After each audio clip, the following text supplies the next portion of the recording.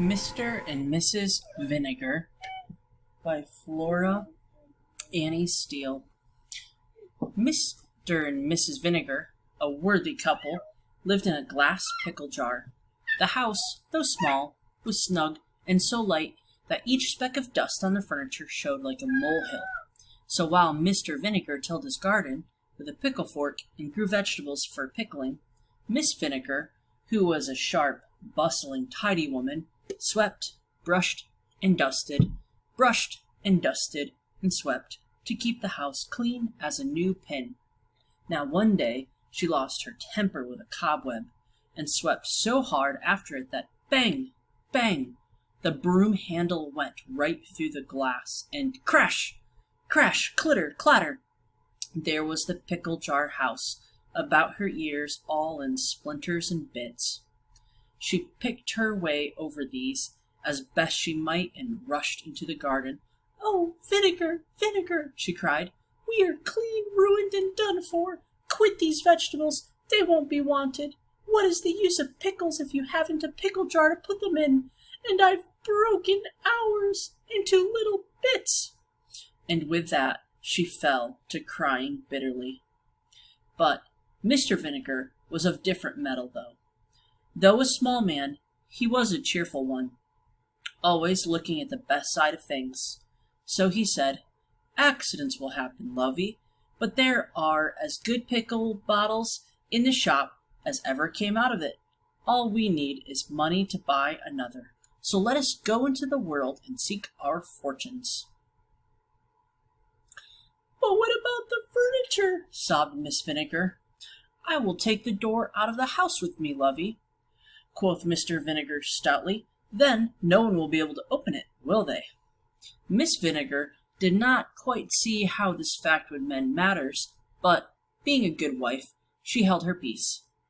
So off they trudged into the world to seek their fortune.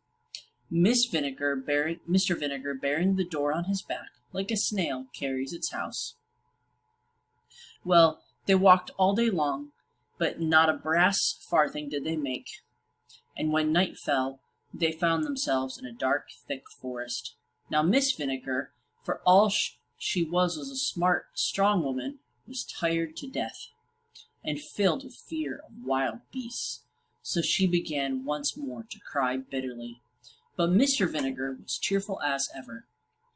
"Don't alarm yourself, lovey," he said. "I will climb into a tree, fix the door firmly in a fork, and you can sleep there as safe and comfortable as in your own bed." So he climbed the tree, fixed the door, and Miss Vinegar lay down on it, and being dead tired, was soon fast asleep. But her weight tilted the door sideways, so after a time, Mr. Vinegar, being afraid that she might slip off, sat down on the other side to balance her and keep watch. Now, in the very middle of the night, just as he was beginning to nod, what should happen but that a band of robbers should meet beneath that very tree in order to divide their spoils. Mr. Vinegar could hear every word and said quite distinctly, and began to tremble like an aspen as he listened to their terrible deeds the thieves had done to gain their ends. "Don't shake so," murmured Miss Vinegar, half asleep. "You'll have me off the bed." "I'm not shaking, lovey," whispered back Mr. Vinegar in a quaking voice. "It is only the wind in the trees." But, for all his cheerfulness, he was not really very brave inside.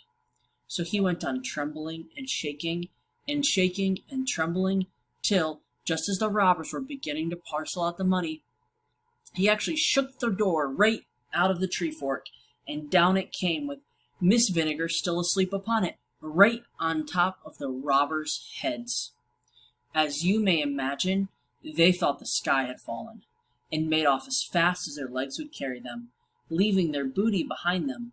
But Mr. Vinegar, who had saved himself from the fall by clinging to a branch, was far too frightened to go down in the dark to see what had happened. So up in the tree he sat like a big bird until dawn came. Then Miss Vinegar woke, rubbed her eyes, and yawned, and said, "Where am I?" "On the ground, lovey," answered Mr. Vinegar, scrambling down. And when they lifted up the door, What do you think they found?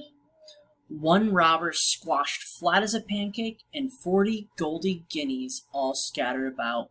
My goodness! How Mr. and Mrs. Vinegar jumped for joy. Now, Vinegar, said his wife, when they had gathered up all the gold pieces, I will tell you what we must do. You must go to the next market town and buy a cow, for you see money makes the mare to go truly, but it also goes itself. Now a cow won't run away, but will give us milk and butter, which we can sell. So we shall live in comfort for the rest of our days. What a head you have, lovey, said Mr. Vinegar admiringly, and started off on his errand. Mind you, make a good bargain, bawled his wife after him.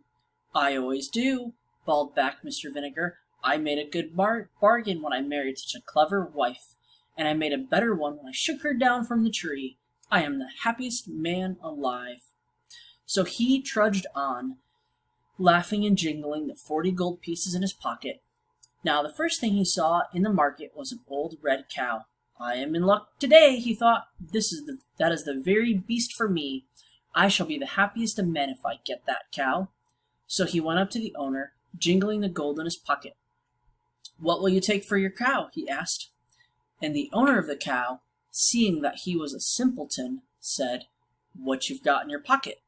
Done, said Mr. Vinegar, handed over the 40 guineas, and led off the cow, marching her up and down the market, much against her will, to show off his bargain. Now, as he drove about, proud as Punch, he noticed a man who was playing the bagpipes.